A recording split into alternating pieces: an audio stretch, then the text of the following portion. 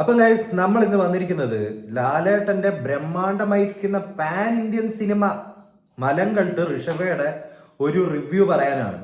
ഈ സിനിമ എനിക്ക് കാണാൻ ഇതുവരെ സാധിച്ചിട്ടില്ല, ഇനി സാധിക്കുമെന്ന് എനിക്ക് തോന്നുന്നില്ല. കാരണം അമ്മാതിരിയുള്ള നെഗറ്റീവ് റിവ്യൂസ് ആണ് ഈ സിനിമയെ കുറിച്ച് പുറത്തോട്ടേക്ക് വന്നുകൊണ്ടിരിക്കുന്നത്. ഇതിന്റെ ഒരു പ്രധാന സംഭവം ഞാൻ പറഞ്ഞുതരാം.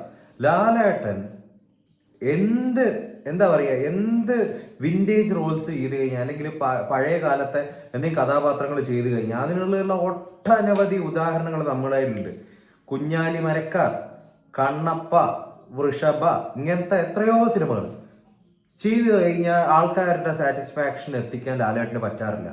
ഇത് ഇന്നും ഇന്നലെയും തുടങ്ങിയ ഒരു പ്രശ്നമായിട്ട് എനിക്ക് തോന്നുന്നില്ല. പണ്ടത്തെ കാലം തൊട്ടേ പറയാറുണ്ട് മമ്മൂക്കൊക്കെ ഇങ്ങനത്തെ റോൾസ് ചേരും, പക്ഷെ ലാലേട്ടന് ചേരില്ല. അത് എന്തുകൊണ്ട് എന്നാണ് നമ്മളിവിടെ സംസാരിക്കാൻ പോകുന്നത്. എന്തുകൊണ്ട് ലാലേട്ടന് അത് ചേരില്ല എന്ന് പറയുന്നു എന്നുള്ള കാര്യങ്ങൾ. പ്രധാനമായും ലാലേട്ടനായി തന്നെയാണ് പല സിനിമകളിലും പ്രത്യക്ഷപ്പെടാറ്. അതായത് വളരെ നാച്ചുറലായിട്ട് ഈസായിട്ട് അഭിനയമാണെന്ന് തോന്നാത്ത തരത്തിലുള്ള പെർഫോമൻസ് ആണ് ലാലേട്ടൻ എപ്പോഴും കാഴ്ചവെക്കാറ്. പക്ഷെ ഇതുപോലെയുള്ള സീൻസിലും സിനിമകളിലൊക്കെ പഴയ കാലത്തെ രാജാക്കന്മാരുടെ അല്ലെങ്കിൽ അങ്ങനത്തെ ചരിത്ര പ്രധാനമുള്ള ഇതുപോലെയുള്ള സിനിമകളൊക്കെ ചെയ്യേണ്ട സമയത്ത് വളരെ നാടകീയമായിട്ടും ഡ്രമാറ്റിക് ആയിട്ടൊക്കെ ആയിരിക്കും സംഭാഷണങ്ങളൊക്കെ. അങ്ങനത്തെയൊക്കെ ചെയ്യുന്ന സമയത്ത് ലാലേട്ടന്റെ പെർഫോമൻസ് ചിലപ്പോൾ നാടകീയതയുടെ അങ്ങേയറ്റമായിട്ട് തോന്നുന്നുണ്ട്, അല്ലെങ്കിൽ തീരെ ഒറിജിനലായിട്ട് തോന്നുന്നില്ല.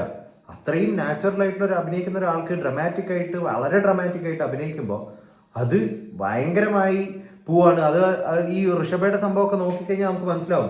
രാജാപ്പാട്ട്, നാടകം, ഇങ്ങനെയൊക്കെയാണ് ആൾക്കാർ പറയുന്നത്.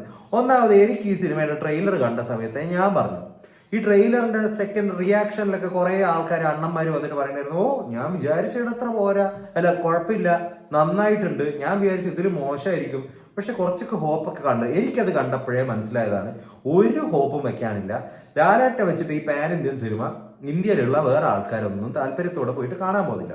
ഒന്നാമത് ലാലേട്ടൻ പറയുണ്ടായിരുന്നത് ഈ സിനിമ അഭിനയിക്കാനുള്ള കാരണം എന്ന് വെച്ചാൽ ഒരു മലയാളി, കന്നഡ ഡയറക്ടർ, ഒരു തെലുങ്കു മെയിൻ ബേസ്ഡ് ആയിട്ടുള്ള ഒരു സിനിമ ചെയ്യുന്നു, ചരിത്ര പ്രധാനമുള്ള അങ്ങനത്തെയൊക്കെ ഉള്ള ഒരു സിനിമ എന്ന് പറഞ്ഞു. അപ്പൊ ലാലേട്ടൻ ഇംപ്രസ് ചെയ്യിപ്പിച്ച ഫാക്ടർ അതാണ്.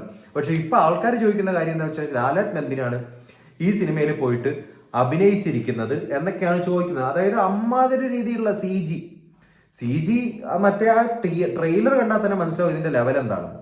പിന്നെ ഈ സിനിമയുടെ സ്പാനൊക്കെ എന്തായാലും കുറവാണെന്നും കാര്യങ്ങളൊക്കെയാണെന്നാണ് തോന്നുന്നത്.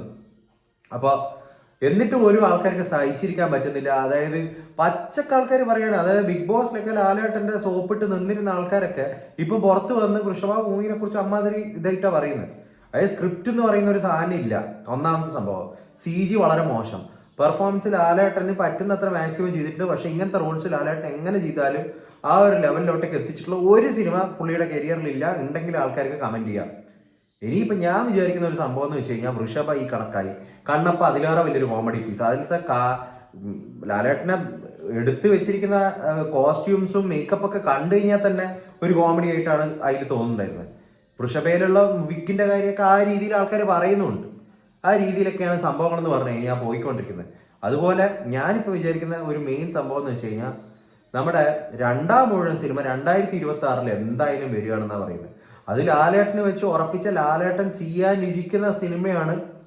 നമുക്കറിയാം എത്രയോ കാലമായിട്ട്, എനിക്കൊന്നൊരു 2016 തൊട്ട് നമ്മൾ ഇതിന്റെ പല കാര്യങ്ങളും കേൾക്കുന്നുണ്ട്.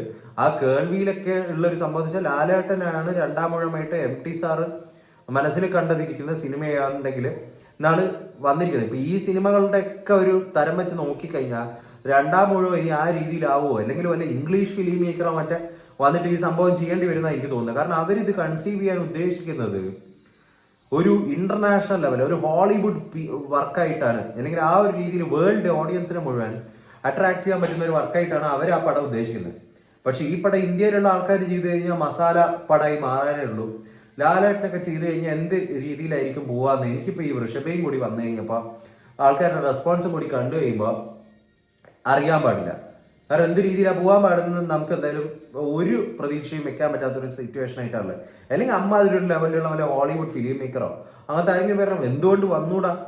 കാരണം ഇത്രയും greatest script of MT Vasudevan Nair, അത് അത്രയും വെൽ ക്രാഫ്റ്റഡ് ആയിട്ടുള്ള ഒരു സ്ക്രിപ്റ്റ് ലോകത്തിലുള്ള ഏത് ഡയറക്ടറിന് മുമ്പിലും ആ സ്ക്രിപ്റ്റ് കൊണ്ടുപോയി കാണിക്കാം. ക്രിസ്റ്റഫർ നോളിന് വേണമെങ്കിൽ വരെ ആ സ്ക്രിപ്റ്റ് കാണിച്ചു കൊടുക്കാമെന്നാണ് ഞാൻ പറയുന്നത്. കാരണം അവരത് ഇംപ്രസ്ഡ് ആയിരിക്കും. അവർക്കത് ചെയ്യാൻ താല്പര്യം ഉണ്ടാവുമോ ഇല്ലയോ എന്നുള്ള കാര്യം വേറെ. അപ്പൊ അങ്ങനത്തെ ആരെങ്കിലുമൊക്കെ ചെയ്താലേ ആ ഒരു ക്വാളിറ്റിയിൽ സിനിമ ഉണ്ടാവും എന്നാണ് എനിക്ക് തോന്നുന്നത്.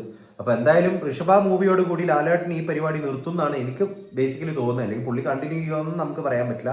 നിങ്ങൾക്ക് എന്താണ് ആ സിനിമയെ കുറിച്ച് തോന്നുന്നത്? ലാലേട്ടൻ ഇതുപോലുള്ള സിനിമകൾ ചെയ്യണോ അല്ലെങ്കിൽ ചെയ്യാതിരിക്കണോ, അല്ലെങ്കിൽ പുള്ളിയുടെ ഇഷ്ടമാണോ? നമ്മുടെ പ്രേക്ഷകർക്ക് അത് ഡിസപ്പോയിന്റ്മെന്റ് അല്ലാതെ വേറെ എന്തെങ്കിലും തരാൻ പറ്റുന്നുണ്ടോ? ഇതൊക്കെ കമന്റ്സ് ആയിട്ട് രേഖപ്പെടുത്തൂ. Will come with another video next time. Until then take care guys.